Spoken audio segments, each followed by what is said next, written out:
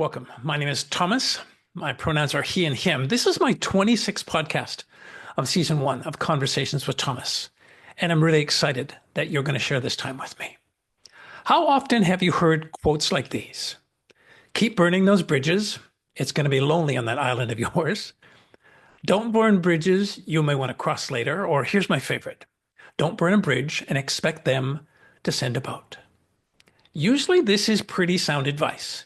The one thing they all are missing from my perspective is that little asterisk that points to a disclaimer. The disclaimer would be this: unless that bridge is so screwed up that it might collapse and kill you at any moment. Sometimes you need to burn bridges in order to stop yourself from crossing them again. That certainly has been my case a lot of times in my lifetime. After 35 years of friendship, this is what the text read. Congrats on this new chapter of your life. The book looks amazing. I've given some thought and think it's time to end this chapter of our lives. That was nearly 2 years ago now, and I've never heard from that friend again. Clearly, his way of burning a bridge. It took me a couple of days, realizing that he'd never want to talk, he didn't want to engage with me, to reply with a text that simply said, perhaps my version of burning a bridge. I choose to let go lightly, and added a heart emoji. My husband asked me when I told him the subject matter for this podcast, bridge burning, aren't you going to talk about bridge building? I gently said no and added, I will talk about all the ways I can see now how I needed to burn bridges, but was busy being a people pleaser and couldn't find the ovaries to be brave enough. Ovaries are so much stronger than balls. I never really learned how to let go of anything. And so I never let go of anything. I would fight. I would struggle. I would hurt when I lost things, people, and relationships. This quickly became my Achilles heel. I would let people walk all over me and treat me like a wastebasket because I wouldn't let them go. I convinced myself that it was better to stay than leave, because who else was going to love me like they did? I wonder if you know what this feels like. To me, at points in my life, these people were my everything, and so I couldn't imagine my life without them. I've had some extraordinary bridge-burning teachers in my life. When I came out in 1988, an entire world burned a bridge to me. And I can see now that they burned that bridge with me because the pain was too difficult for them to face the authentic version of who it is I, at some level, had actually taught them that I was. I had a dear friend who I'd asked to work on a collection of stories that would eventually become my book. And when I offered to honor them, they burned a bridge with me. They were really insulted I would do that. Another friend had a new podcast, really successful, and asked for some feedback around adding, quote unquote, a celebrity. And my caution was just to not do that from an egotistical perspective. She burned a bridge with me.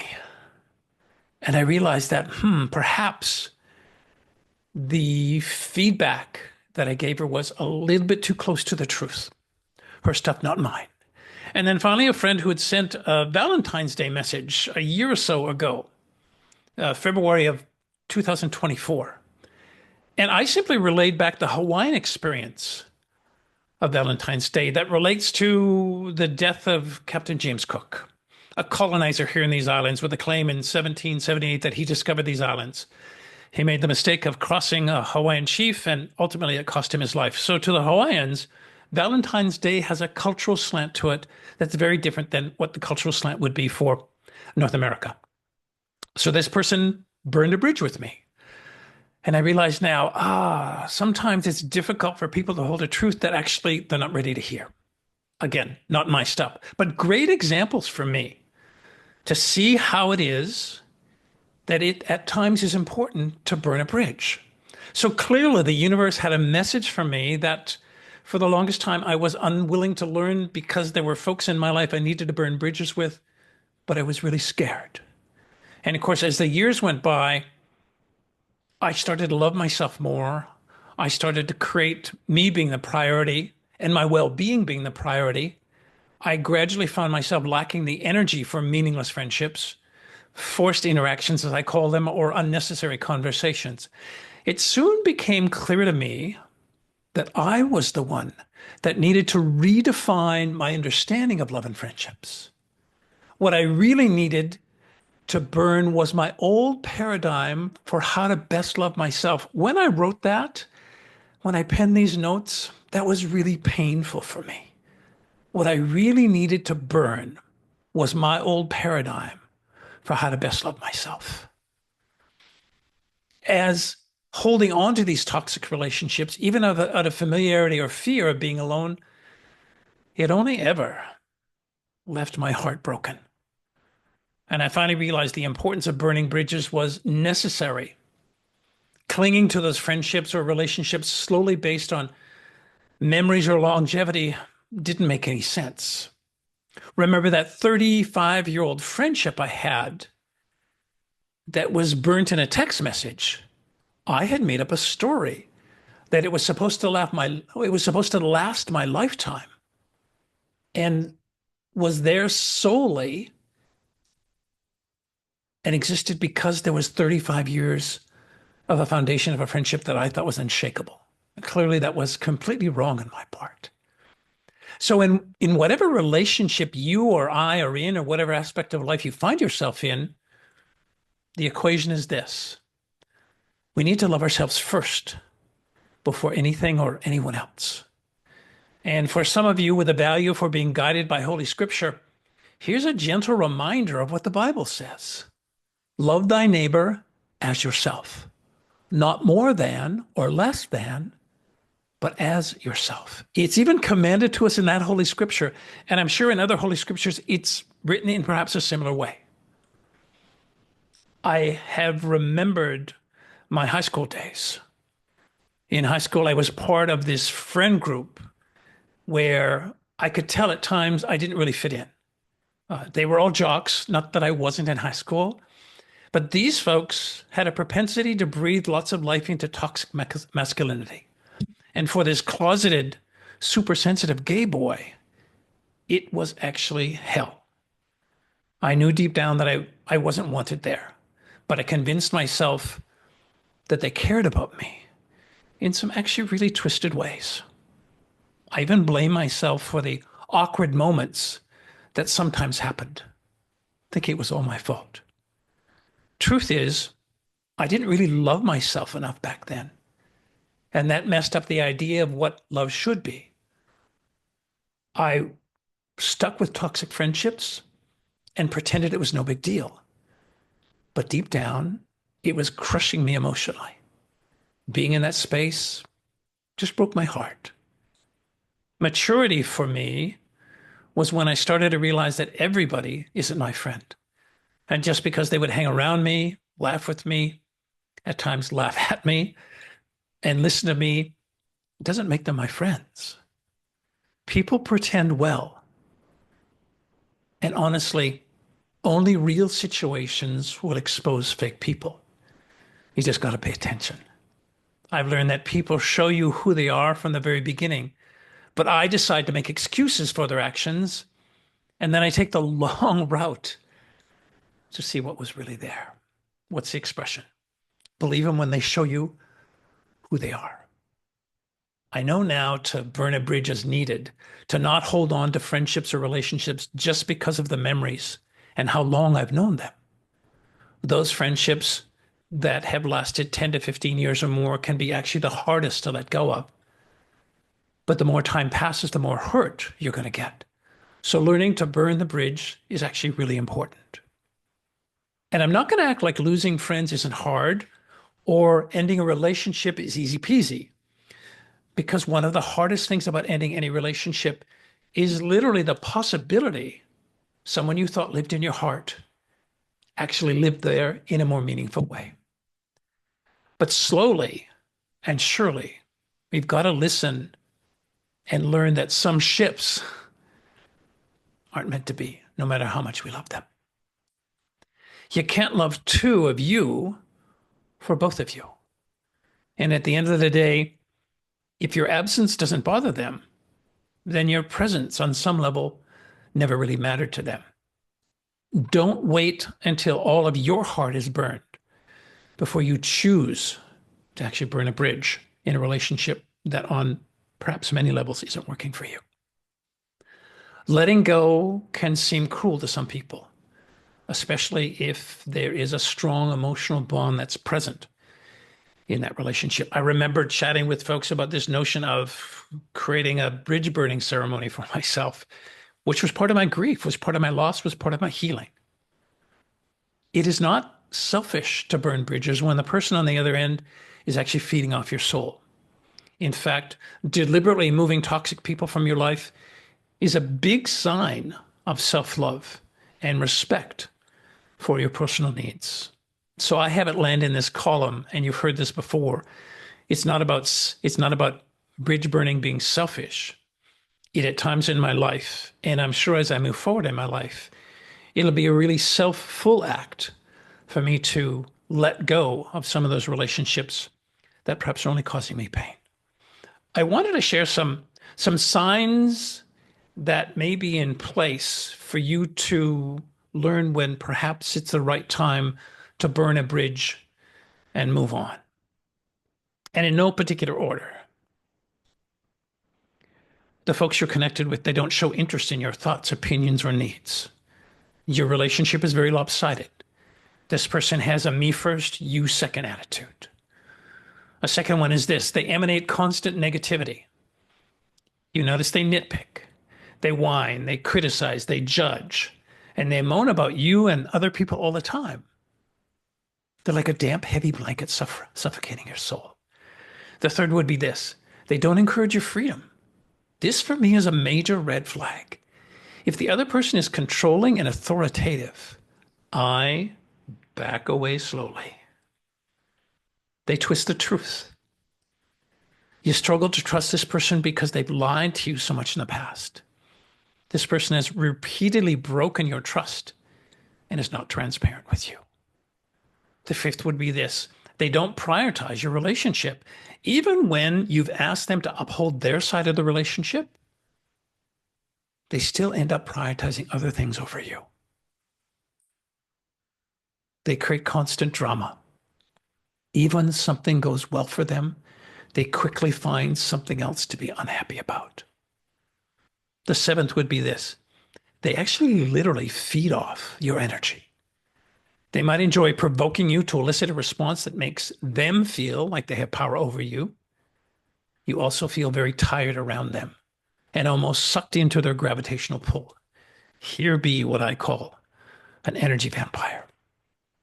The eighth is they're relentlessly needy. Not only do you have to take care of your needs, but you feel as though you have to take care of their needs as well. They seem hell-bent and intent on clinging on to you. The ninth would be this, and this for me would be a cardinal sin. I watched it in the relationship between my father and my mother. A bridge burning is in place when they physically hurt you.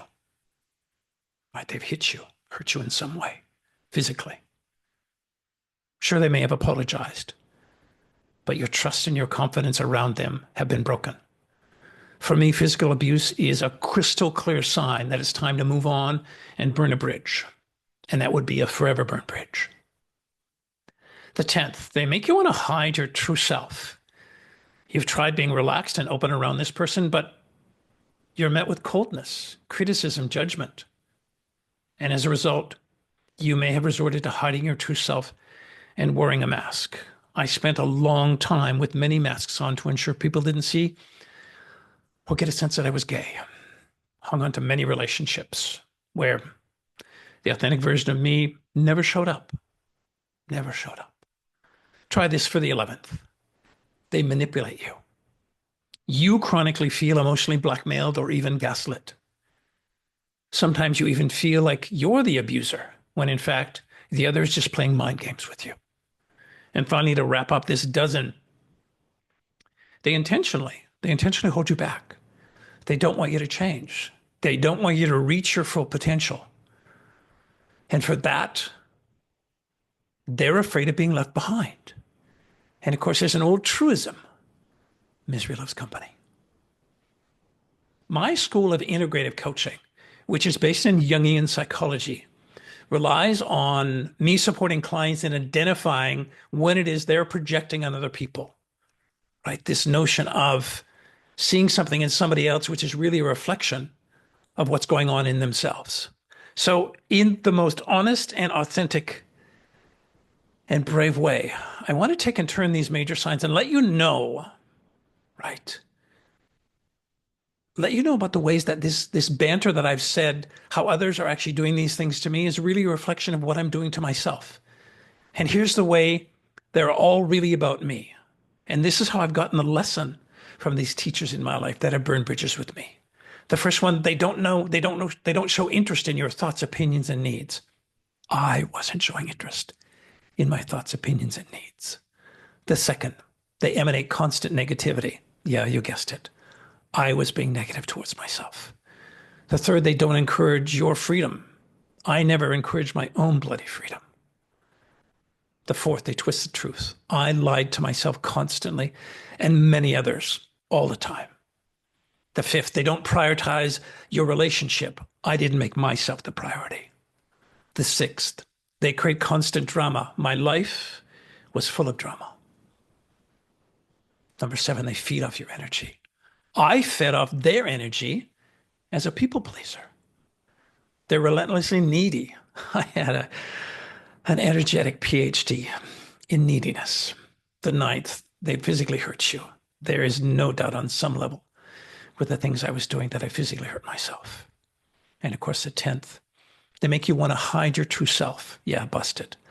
I hid many aspects of my authentic self. The 11th, they manipulate you. Another energetic PhD. So good at manipulating other people, so good at manipulating and controlling other people. So I was busy being the manipulator. And finally, the 12th, they intentionally hold you back. You can only get a sense, I'm sure, of how I've held myself back in so many ways. Because when you don't believe you deserve much, you actually don't get much. So even if you're experiencing any of these signs, perhaps it's time to seriously consider the possibility that it's time to move on, that relationship that you're in doesn't work for you. You can actually trial the relationship. You can create some space and distance and see how you feel before you consider burning the bridge. I've done that in many instances. One with a dear friend here in Honolulu, where I took some time away when I felt like I needed to actually not have the relationship anymore. And in that 3 months, nothing changed. So I burnt that bridge. After all, nothing, let me frame it here. What I want to say, everything changes. Nothing lasts. And sadly, for a long time in my life, I fought any change, and I really ignorantly and maybe naively believed it was all going to last. Because at that time, when a relationship was toxic for me, I think a part of me thought I deserved that toxic relationship. And perhaps these signs will gently awaken you to the possibility that it's time to open a new chapter of your life. When I've closed some relationships, it's allowed me to energetically open other relationships. So today I see those people as teachers in my life that I've said goodbye to. And please know that feelings like stress and shame and grief are all normal reactions to a relationship that you may need to disappear in your life, that you may need to burn a bridge to. I've chosen to grieve many relationship losses, and by doing so, have found so many lessons for myself. When I burn bridges, I felt immense emotional and psychological turmoil for many months. Yet the relief from having disappeared those relationships far exceeds the shit I put myself through. My wish for you is this. May you find a semblance of freedom for yourself that you richly deserve. And may you remember that your heart and soul are stronger than you think. Thank you for listening. Thank you for watching.